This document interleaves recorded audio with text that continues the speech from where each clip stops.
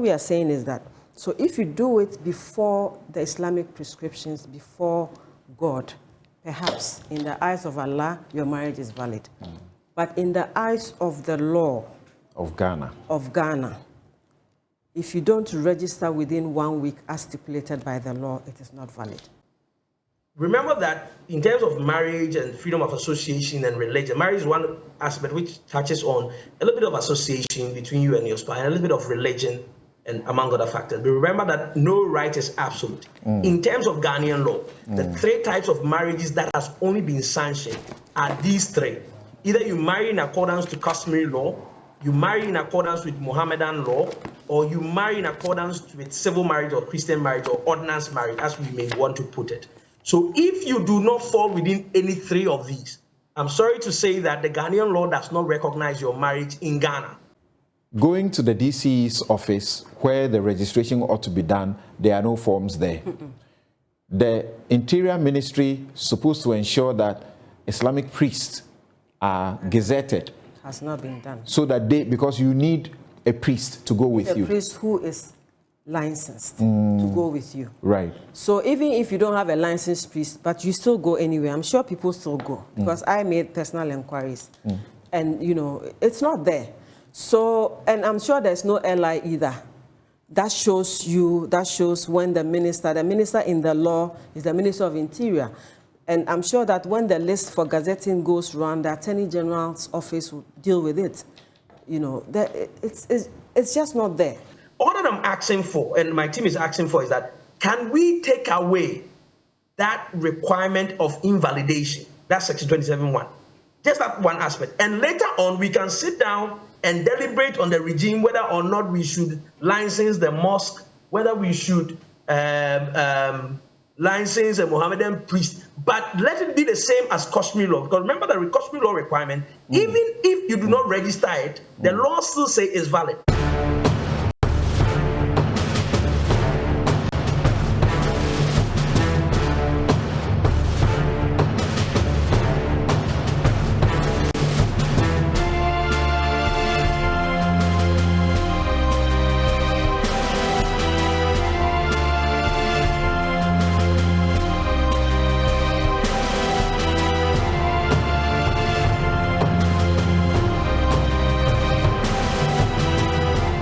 Good afternoon and welcome once again. As we promised you last week, we're continuing to bring you part 2 of the discussion that we began last week. Married but not a spouse in law, examining the validity of Islamic marriages in Ghana. And we are privileged once again to be joined by Dennis Ajay Jomo. Today, he is right here in the studio. He's managing partner, Law Plus attorney, and also with Dennis Law. Hanifa Yahya is managing partner, Hay and Partners at Law. Joining us by Zoom is Miss Irene Abochi Nyahe. She's legal assistance. She's with the Legal Assistance Network Ghana and also with FIDA.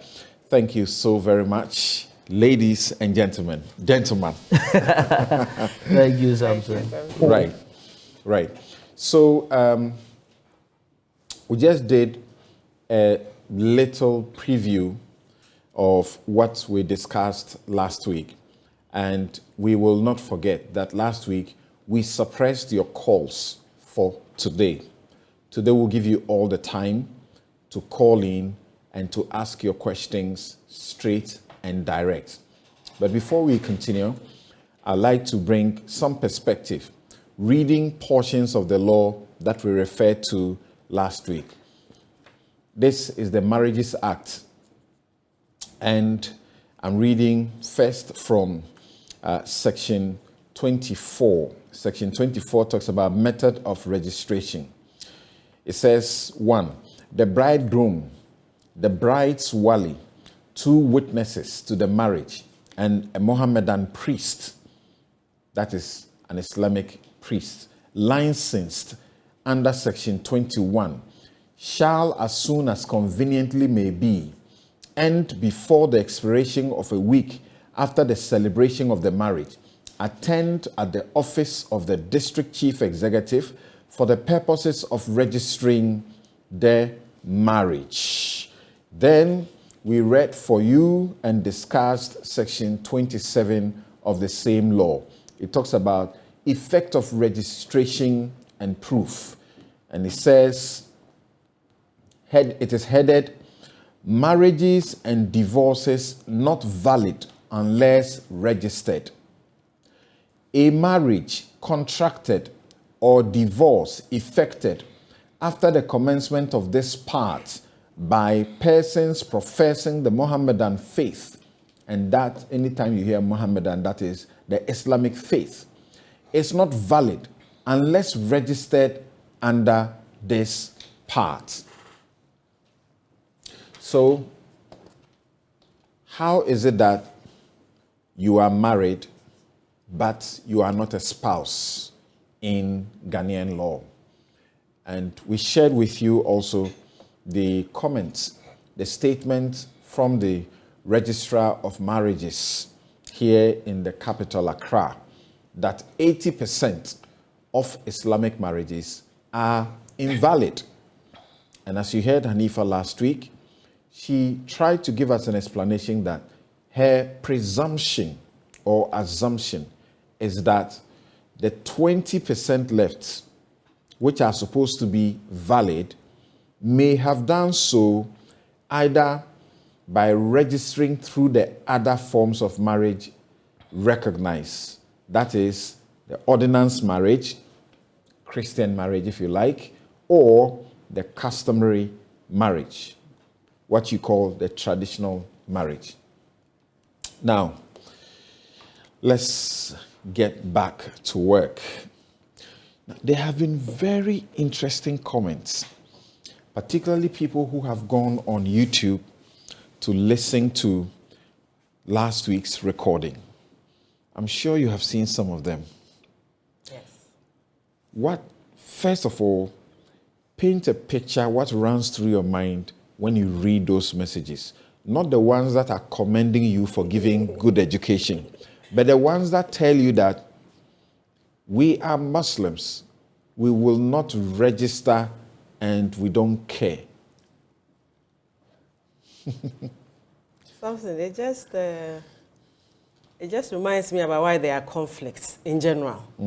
Because, you know, even with the in this particular instance where there is a clear provision in the law which is not being implemented, and yet people say we don't care, our marriages are valid in the eyes of Allah, therefore we don't care. You know, so you said that last week. You said your marriage may be valid in the eyes of Allah. Absolutely. But in the eyes of Ghanaian law, there may be a problem. It isn't. And you gave a caveat that we are here to discuss Ghana law and not religion. Not religion, Right. and not Islamic law. Thank you. We are just talking about the law as it exists in our statutes books. Right.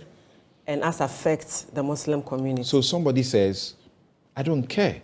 Once my marriage is recognized in the face of God, Allah, I'm fine. If you say Ghana law calls it invalid, take your Ghana law away. And that is sad. You know, that is really sad. Because I was discussing with Dennis on our way that a lot of the time people's lives don't get dragged into the judicial setup. And so they don't appreciate the existence of a law. You know, it's one thing to say that the law exists and is not being practiced. It's another to say that I don't care whether it affects me or not. You know, because once the law says you must register within 1 week or it's invalid, on the occasion where you need the law to come to your aid, when you need the law's intervention on your side, when you are being cheated, when something is not going right, and then you go to court and then the court says to you that you haven't registered and therefore we are sorry, we cannot help you. That is very sad.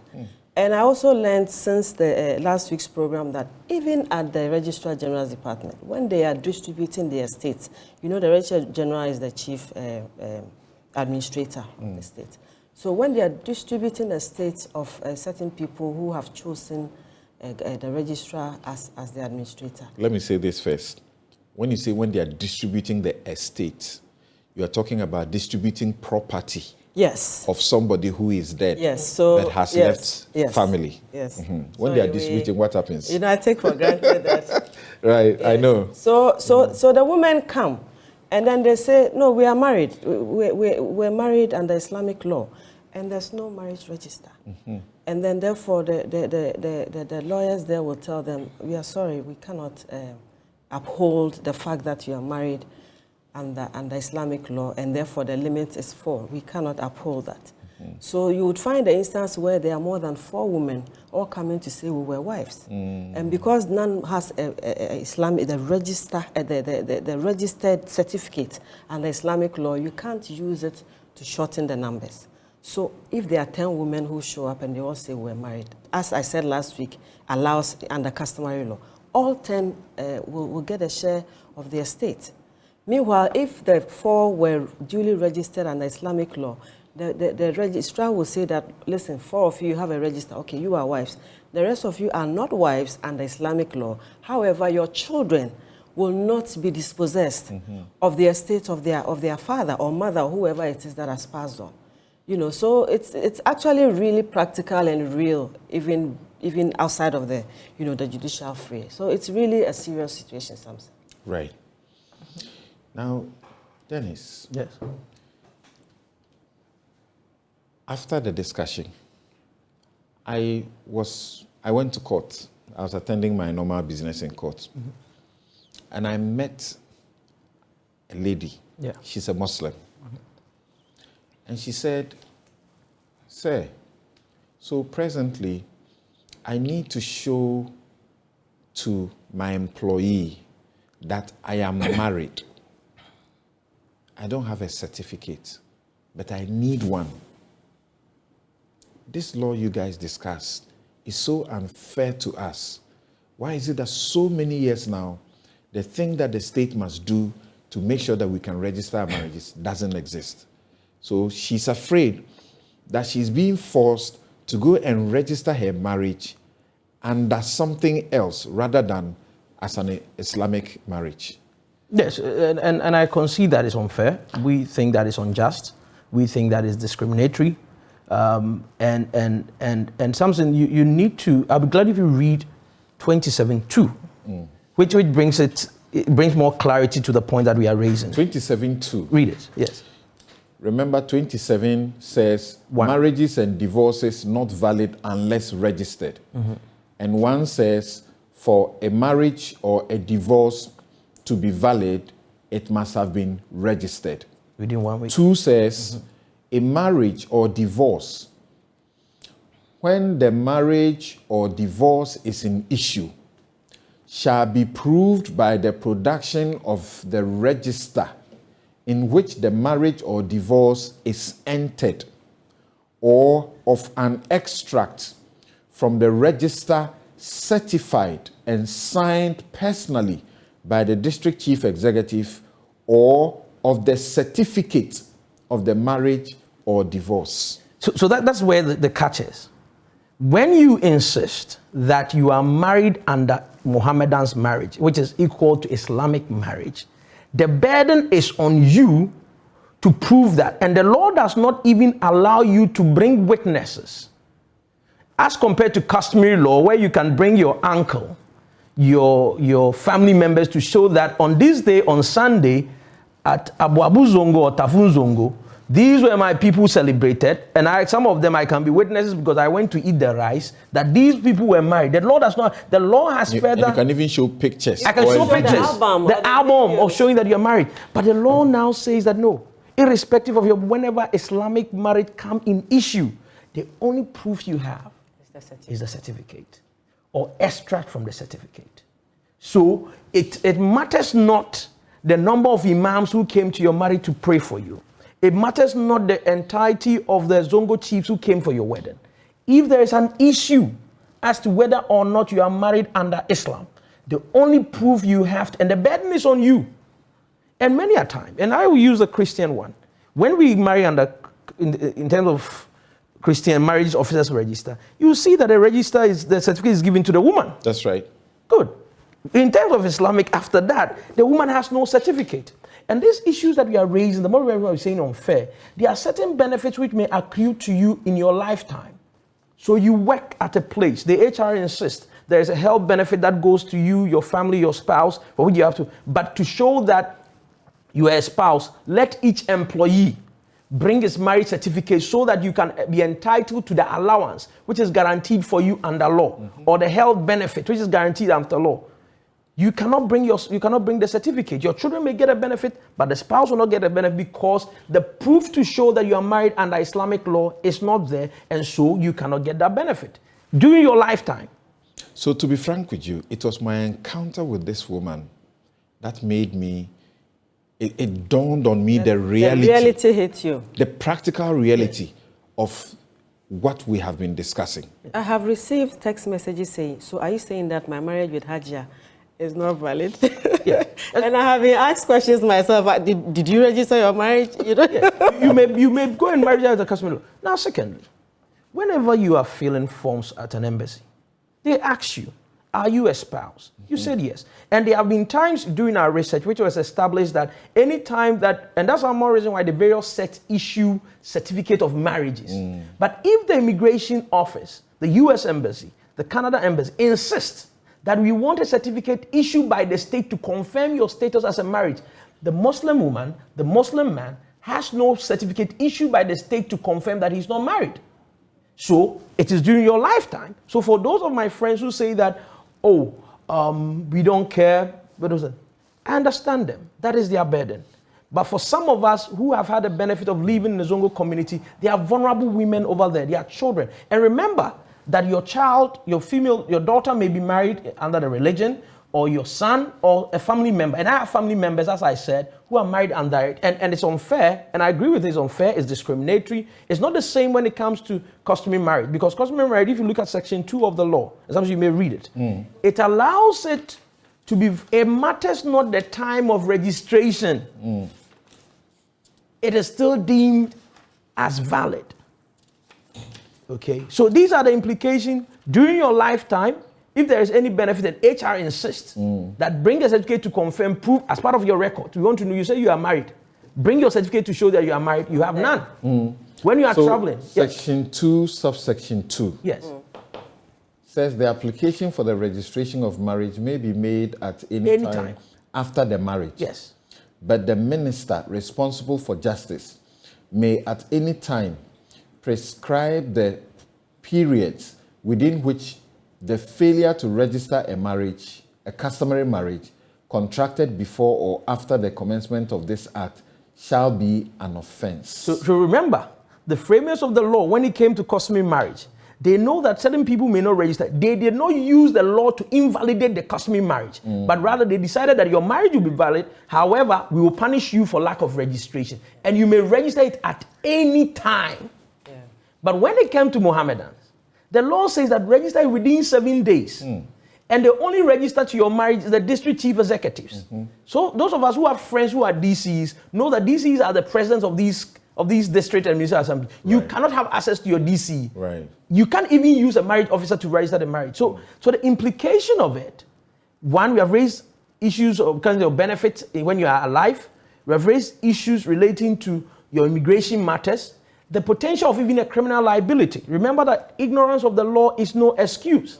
So if you go ahead as a Muslim to state that you are married and you cannot produce your marriage certificate, then it does appear that there is a risk of criminal liability for stating that you are married under Mohammedan's marriage. Right. So when we mention that those in charge say only 80%, only 20% of Islamic marriages are valid, but 80% are invalid.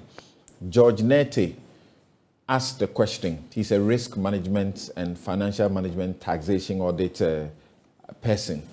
He said, Samson Ladi, why 80% but not 100%? Because he had received the education that you gave. Yes. That first, you need to register the marriage within 1 week after it is celebrated. And you need a licensed Islamic priest to be part of the people who will register it. There are no forms, number one, for the registration. Number two, there are no licensed Islamic priests. So his question is, how did the 20% registrar people come to say that there are 20% that is valid? It must be 100%. So he said, where did the 20% get their validity from? As there are no Islamic priests to license the Islamic marriages. Then this one, one of those that I mentioned to you earlier. Yes. He said, I want to look at his name again. He says something where he was not bothered. He says, okay, I'm going to Irene. I'll come back and read some of these messages to you. And as I promised you, we'll open the phone line so that you will join. I begin now. It is dawning on you, particularly if you are in the Islamic faith and you are married and you know it yourself that you don't hold any certificate. It is not about a particular sect of the faith that has issued some certificate to you. No, that is not a certificate of marriage. One that must be issued by the state. And here we are. The state hasn't done the things to enable you get your certificate. Irene Abochi Nyahe, thank you so very much for making time to join us. What will be your preliminary comments on this development? Yes, first let me say a big congratulations to Dennis and his team.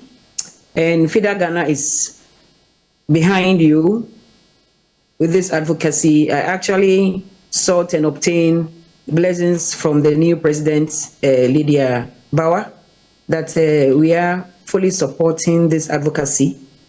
And we have also discovered more than the 27. But to those who say that they don't care, let's read section 28.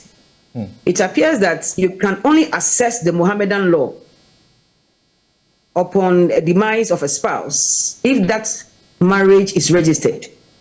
So if you are relying solely on the Mohammedan law, and 28 is saying that on the death of a Mohammedan whose marriage has been duly registered under this part, the succession to the property of that Mohammedan shall be regulated by Mohammedan law. So let's assume you are not concerned, but then now 28 is saying that when it comes to spousal property rights, you can only access that right when your marriage is duly registered. So that complicates the matter.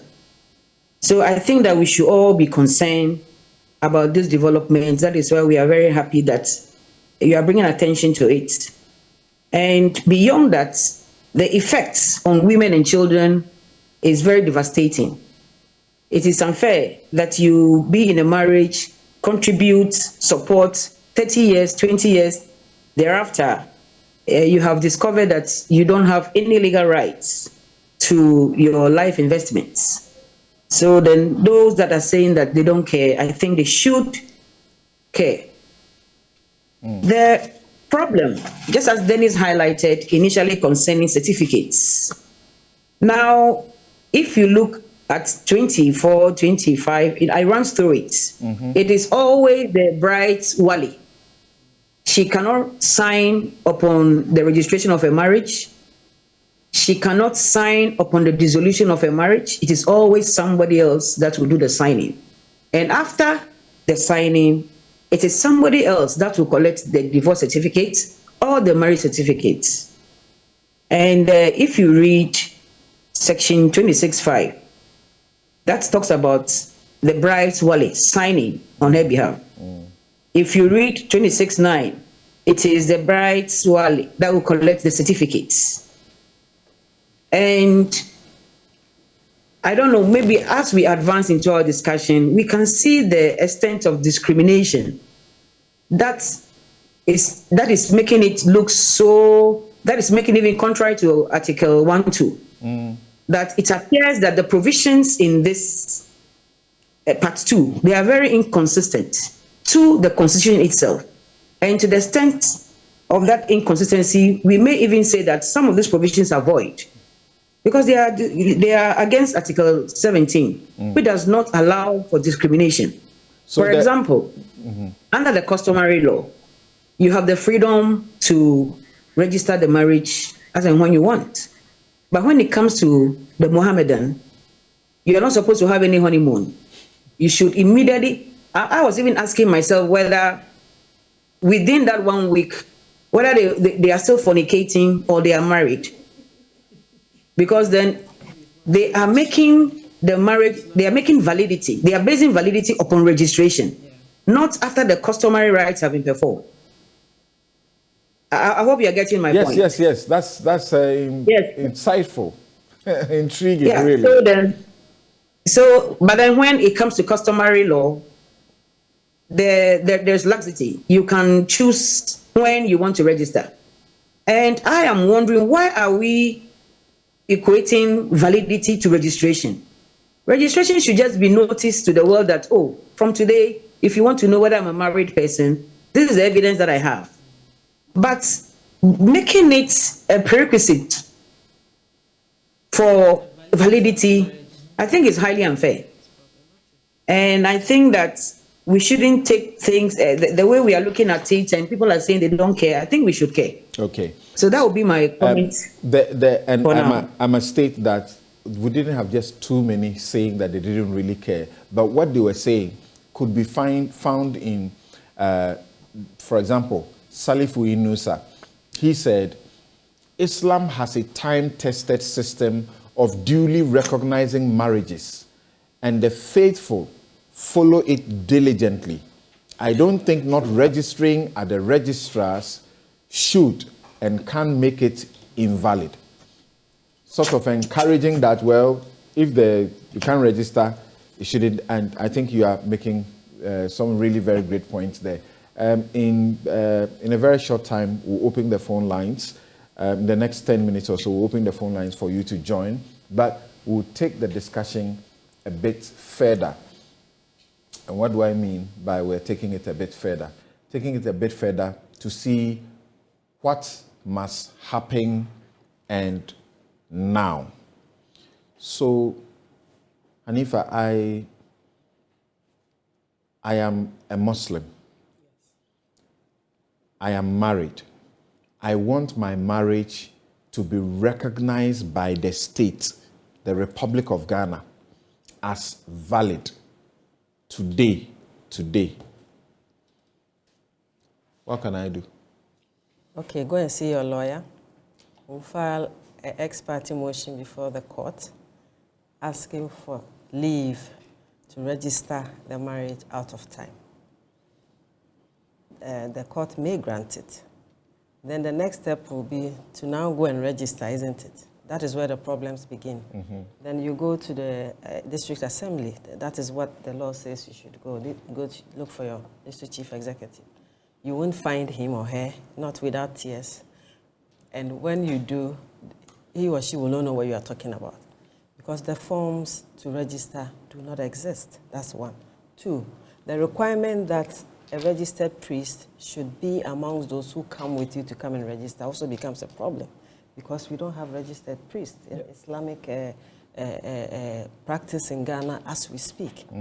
So I don't know whether we have heard anything from Interior Ministry since the program began, whether we have heard anything from the Registrar of Marriages to say that, look, we have heard you, we are improvising to make the forms available. It shouldn't be difficult. The same forms that we use to register the ordinance can be used. In fact, the law actually gives the form. And if you look at the various forms, it is there. It is there in the first Except that they have not, they have not made copies available. And I can say, since we started this conversation, before we even released the research, there have been discussions. I know there are some steps at the Ministry of Interior. There are some steps. But the only problem, as something I think I raised with you, and how we are concerned, is that if you put this matter through the normal processes of passing law, we will not have this law passed. There have been bills that we have been talking about. There have been, impact and those things. Our position is that take off Section 27(1) and 2. Take it off. And remember that even if they provide it now, by operation of law, remember you have to register within 1 week. If you don't register within 1 week, you have to go for an extension of time. Yes. Now, what it then means, if there's no legislation, means that if now the window has now been opened, every Muslim who is married has to file an application before the High Court, for the High Court to grant an extension before you can go and register your marriage. Yes. Even if the systems are put in place now, if we want to apply this particular law, it means that every Muslim must go to court, file a motion. Imagine the number of marriages that me personally have seen as compared to the enormity of the Zongo community. People are married from the entire country, upper west, the 16 regions of the country. And what makes it sad is that even the dominant Islamic communities, their municipal assembly do not have forms for registering Islamic marriages. Tamale Municipal Assembly do not have. Old Tafu Municipal Assembly do not have.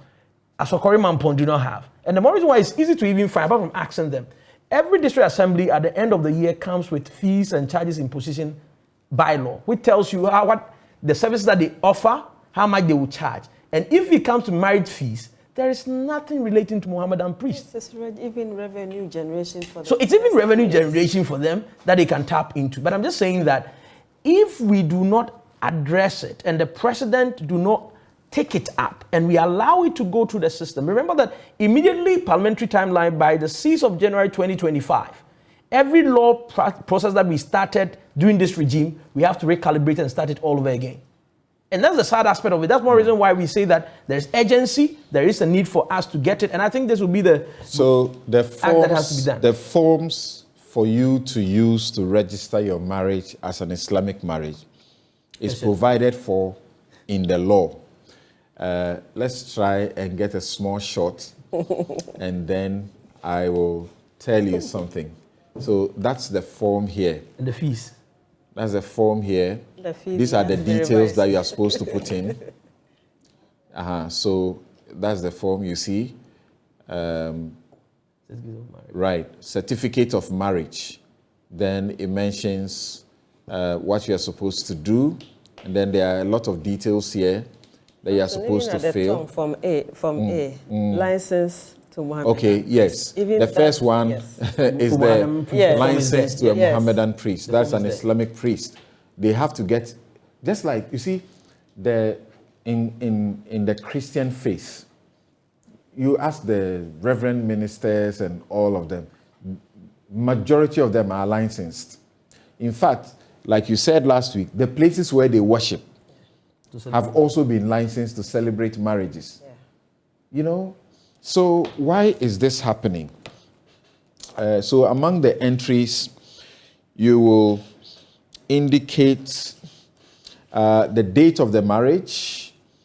You will indicate the name and residence of the bridegroom, name and residence of the bridegroom's parents, name and residence of the bride, name and residence of the bride's parents, name in full of licensed priests, certifying to validity of marriage, name in full and residence of bride's wali.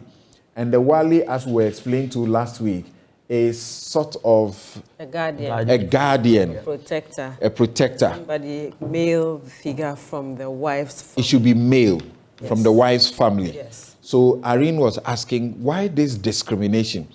We are getting married. Why should some I don't want elderly person take my license? But I don't want us to even go there. That's another discussion.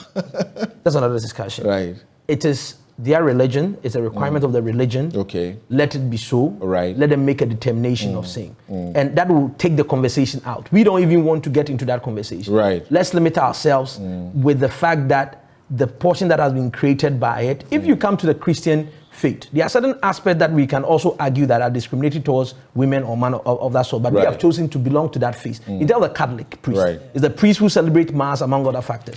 I'm a Catholic, I don't want to go into that detail. We can have that discussion at a different day. But for now, let's just concentrate on this if you are divorced, then the certificate for divorce is here to show that there has been a divorce.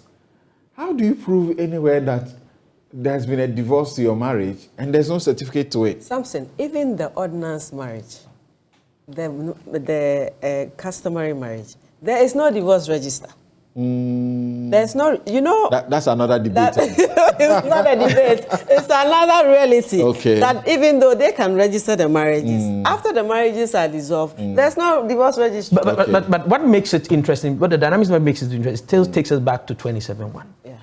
27:1 says that even if you are divorced, the only time your divorce will take effect It's when you have is to have registered registered it. So some of us, I agree with, my dear sister on the feeder side, Mrs. Nyahai, when she talks about the unconstitutionality. Remember that what it means, and these are things that we have started debating in our among the research team on whether to take on a constitutional law action on saying, when the court have decreed for a divorce, the position of the law is that it takes immediate effect. But by reason of Section 27, the only time a Mohammedan divorce will take effect is after its registration. And that is why it makes it repugnant to the framework of the constitution that we have. Okay. There's no registry. There's no registry. And there's a lawyer watching, and he shares a view. Yeah. He says, I think the legislative intent of the framers of the law is clear.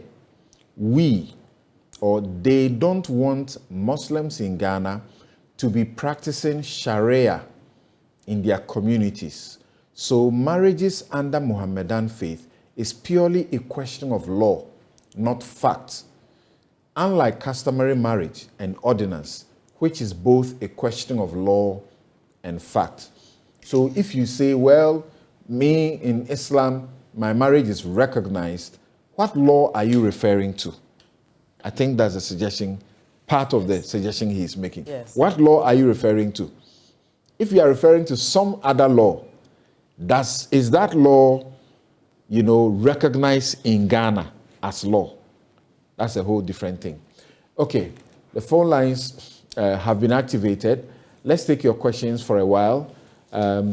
Last week, we apologized once again. The lines were beeping, and then we had to sort of curtail what you wanted to come in with. So you can call, ask your question, and we will attempt an answer for you. But I have seen that there was even some gathering of sort. Stakeholders confer on Muslim marriage bill. You spoke about the fact that there is this bill that is in the offing. Yeah. I've had well-meaning Muslims who have called me and say, but this bill thing has been there for a long time. Why is it taking forever to have it passed? What would you say? Well, it is because the bill is going through the normal process. What normal process? For how many years? Agreed. I'm just saying that if the state... The draft bill was done in 2019. Yes. Even before that, there was a bill before 2019, but we still go Hold on. Bukari, you are calling us from Tumu. Let's hear you, Bukari. Yes.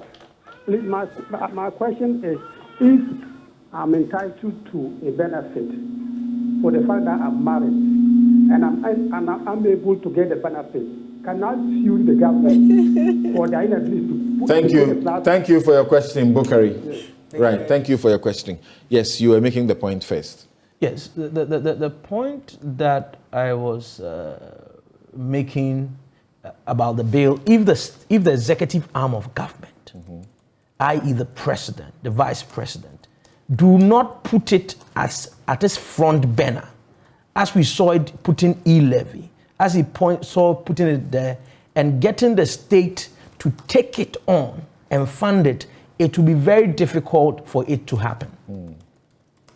That's my personal view. And that if you look at the process, they have to go for a committee. The committee will review, committee will make inputs. Stakeholders are making this input. And I've seen stakeholders have made their input. There are 7 provisions. We have to delete here. We have to take this one out. We have to do A, B, and C. And my view is that there's already, irrespective of the law, there's already a system that is working for the Muslim community. When they want their certificate, they go to their various head of sets, and they get their certificate. So if you go to Ahmadi mission head, but that's not the certificate. I know. I'm just saying that if we can decide to adapt that in place of the law. Is it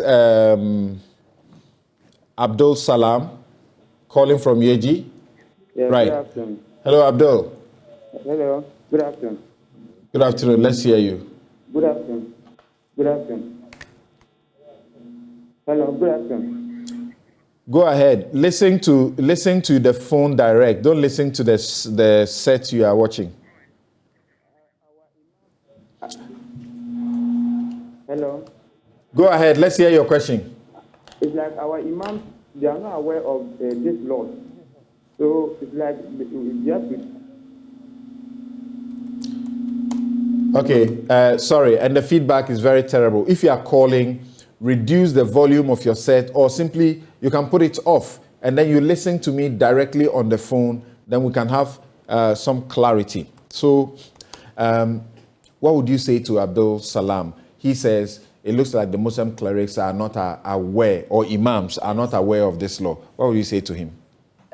Well, to be fair, as Dennis just said before the call, the sects realized the need for some form of formal documentation about the marriages. So they have their own registers that they do. So it's very obvious that because there's a lacuna in the state doing the right thing, that is why they have stepped in to try and, take up that role. So they may or they may not, but they haven't been sleeping. They have, in their own way, done their own thing. But whether it is, in the face of the national law, whether it is valid is another thing altogether. All right. Yes, Dennis, Bukhari says, if I'm entitled to a benefit and the government or the state has not made it possible, can I sue in this case? You can sue. And these are the measures that we are looking at. Because if you look at, and I think if you have the Constitution here, if you look at Article 35(3), it imposes the duty on the state to make reasonable provision for people to access public service. Yes. And the public service is inclusive of registration of a marriage. You stressed that last week. Wahab, you're calling us from Tamale. Let's hear you. Yes, good afternoon. Good afternoon. And your family. Hello. Wahab, let's hear you. Yes, listening to you spell out the requirement for registration.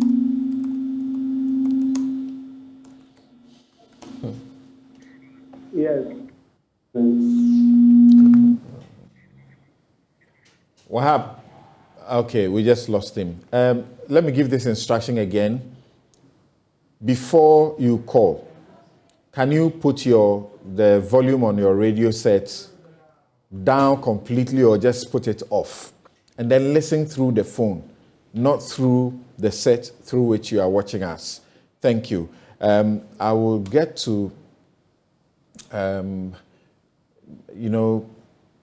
Irene too, on what should be done going forward. Because this bill is actually, taking just too long, isn't it?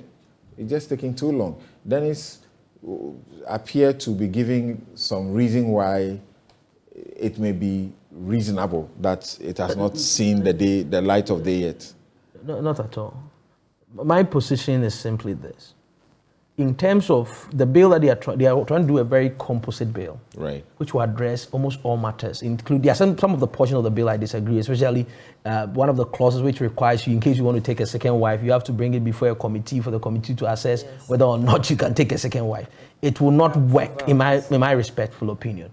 Because in Islam, you are not even bound to seek consent of your wife. Yes, your first wife. But you need to notify. I think I'll leave it to. Yeah. You need to seek some. Is this seek consent? It's notice, not consent. I've been listening to some Islamic clerics, and they don't say. The debate is always out there. Right. You will seek her consent, and then you will compensate her for bringing another. But the point I'm making is that if you are trying, we should limit ourselves to procedure of registration. The nitty-gritties of whether or not is more or less subjective, and that's my fear on the bill. Okay. But what I'm saying that as we are having this discussion, by operation of law, the law is still valid, and people's marriages are being rendered invalid. So take off that invalidity. Let us continue the discussion immediately. Great. So that all right. Yes. Musa, you are calling us from Kwesimintim. You are the assemblyman. Let's hear you, Musa. Yes, please. Salam alaikum. Walaikum salam. Alaikum salam wa rahmatullahi wa barakatuh. All right. Thank you for this opportunity. In the first place, I think the original law, the 18-something law, has outlive its usefulness. And the bill that you say is in Parliament, I think the Muslim MPs are failing us. For me, as an assembly member, I've seen a lot of things. Sometimes men marry our sisters and they take them for granted. If there is a bad thing, I've been attending both Islamic and Islamic customary and Christian marriages. And with the registered Christian marriages, you see certain rights accrue to the ladies. And the man cannot just get up with a freak or the figure and say, I've divorced you. Go, you have nothing in my estate. But with the Islamic marriage, because it's not tied to the law, these things happen. Okay. So I want the advocacy you people are doing, I think is great. I will urge you to continue. All right. You are doing Thank you. the service of mankind and God. Thank you. So that if by the end of this 2023. All right. Thank you very much, Musa. Musa, who is calling us from Kwesi Mintim, is actually the assemblyman there. And a meeting that was held recently over the bill that is still to be passed. Representative of the National Chief Imam, that's his spokesperson, Sheikh Armi Al-Shaibu, emphasized the need for a critical consideration of the bill, which is the Marriage and Divorce Bill, giving the numerous cases of marital and divorce recorded in Ghana. Okay, I'm reading from the graphic which reported it. There's something that doesn't seem right over there, but it looks like they are concerned. I see the stakeholders after a meeting. I see Muntaka Mubarak among them, and so on. So, the point that Musa raised, just bring your mind to it. You are married to this man in an Islamic community. The man is not taking care of you. You want to take it to court for maintenance, okay, or economic, violence under Domestic Violence Act, and you take the man to court, and the court asks you, "How did he marry you?" You say, "He married me under Muhammad." The man comes and says that you're not my wife. Mm-hmm. I'm not married to you. If you're married, I'm not married to you in accordance with law. Can the court, as a servant of statute, look in the light of Section 27(1) and still breach it? Because there are certain rights that accrue to you as a spouse. And that's what I'm saying, that it is during your lifetime you can be affected and get murky and messy after your death. Mm. And I'm saying, if you look at Order 66 through 13, in terms of those who are entitled to go for an early, the spouse is ranked number 1. Yes. Whether or not you're a spouse means that you're a husband or wife in accordance with law. Yes. And we've shown you through case law where a spouse who was recognized was not given an early and was given to the nephew of the deceased. Okay, we'll take our very final caller. Abu Bakar, you're calling us from Medina. Let's hear you. Yes, just a little. Hello, Abu. Just a little comment, because I've been. No, I can't hear Abu. Hello. Oh, can you hear me? Hello. Yes, Abu, go ahead quickly. Let's hear you. Just a little comment. I've been listening to you for quite some time, but I just want to serve a notice that the Islamic community have been consulting on this, and there is an arrangement between the Interior Ministry and the National Chief Imam on this subject matter. I can hear you something. All right, thank you very much. The feedback is very terrible, but thank you. What you are saying is good, but I think that for many Muslims, their concern is that whatever must be done has to be done now. First of all, like Dennis and Hanifa have been reiterating since last week, simply abolish the Section 27. Yes. Right? That says that you need an Islamic priest. Otherwise, the marriage... Which recognize if you don't register, it's invalid. If you don't register, it's invalid. Yes. So remove that one from it. And we made... So whether you register or you don't, it's valid. Valid. Okay. So we made, in our recommendation, we made the only provision, and this one, it's not be a big bill. It will be a repeal of Section 27(1). The two clauses that we require is that Section 27 here of the Marriage Act is hereby repealed. Then you have a subsection for the avoidance of doubt. all marriages that are celebrated in accordance with Mohammedan law or Islamic law will not be declared invalid by lack of its registration, including those that were passed before this amendment. So you just need two provisions. It has no financial implication on the state. Great. Yes, Irene, what will you say? And we are happy that FIDA is fully in support of Dennis law and all those who are trying to bring this to get the necessary attention for it. Okay, just to add something small before I proceed. Now that we have an opportunity to empower, I think that we should, just as I agree that 27 is the main problem, if we could expand where certificates are given to the bride, that is the only thing, because as an advocate for women, that is what I'm asking for. I'm not saying that the wali shouldn't be given the certificates, but if it should be expanded a little so that the bride, when she so desires to have her certificate, either the divorce certificate or her marriage certificate personally, she should be able to do that. And that is empowering, so that somebody else will not hold her hostage, that I don't want you to use the certificate and assess your rights. So then the wali can have it, but the bride should also be given the opportunity to have the certificate. Now, the good news is that the Quran has already some very pragmatic arrangements within it. I am not an expert. Hanifa will help me out. So that all is not lost, because all that people are hearing from this program is more or less bad news. But the Quran has a way of distributing properties to beneficiaries, and it's so well organized that sometimes even if they have not applied for LA and other things, they still have access to their property rights. If I'm wrong, Hanifa can bear me out. So people should not be totally discouraged as we try to work around the clock to ensure that the laws are very practical and helpful. We should also have courage that all is not lost within the Islamic community. All right. There are sufficient provisions for distribution of properties. All right. Yeah. We ran out of time. Thank you so very much. What will you say in 30 seconds? 30 seconds. Auntie Irene is right. Surah to Nisa. Last week I said it was Maryam. No, it's Nisa. It provides everything that you need to know. But when the people don't agree to go by what the Quran says, that is when they come to the law courts. Okay. And that is why it's important that this law must be looked at. Okay. Right. My last words will be that after the celebration, we are in Ramadan period. After the celebration, Muslims will gather, will pray for this country.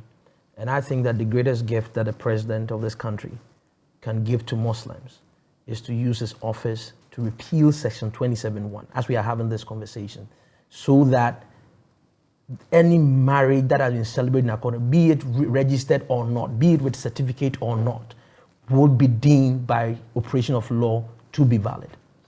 That's the biggest headline. Thank you very much. We have been discussing invalid Islamic marriages, if you like, married but not espoused in law. We have been examining the validity of Islamic marriages in Ghana, and this is on the back of a research by Dennis Law. And my guests have been Dennis Ejay Jumo, Managing Partner, Law Plus Attorneys. Hanifa Yahya is Managing Partner, Hay and Partners at Law. Also, we had Miss Irene Abochi Nyahe, Legal Assistance Network Ghana, and also of FIDA Ghana, join us. Thank you all. Have a good afternoon.